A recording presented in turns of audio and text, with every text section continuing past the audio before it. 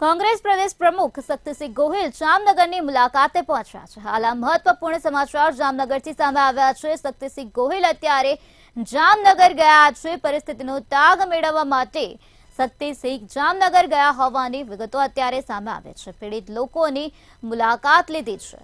ભારે વરસાદમાં વિસ્તારો પાણીમાં ગરકાવ થઈ ગયા હતા। અત્યારે શક્તિસિંહ ગોહિલ જામનગર પહોંચી ગયા છે। પરિસ્થિતિનો ચિતાર મેળવવા માટે તે જામનગર પહોંચ્યા છે। ત્યારે લાલખાણ મદીના મસ્જિદ પાસે લોકોની મુલાકાત લીધી છે।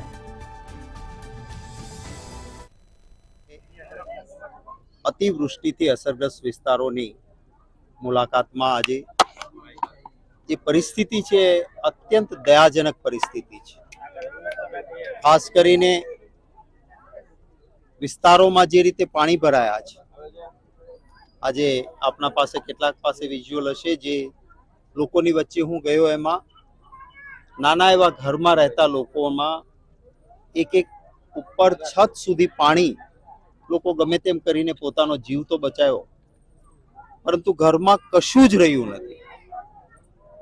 ખાવા પીવા માટેના લોટથી માંડીને, કપડાથી માંડીને જે કંઈ નાનું મોટું રાચ રસીલું હતું એ બધું જ પાણીમાં તરબતર।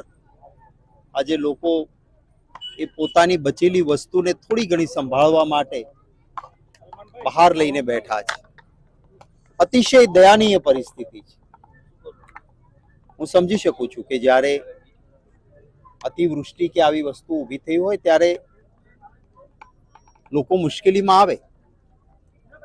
મને યાદ છે 82માં વાવાઝોડું આવ્યું ત્યારે મોટા ભાગના ઘણા વિસ્તારોમાં આવી સ્થિતિ થઈ હતી, પરંતુ એ વખતે સરકારે 82ના વાવાઝોડા વખતે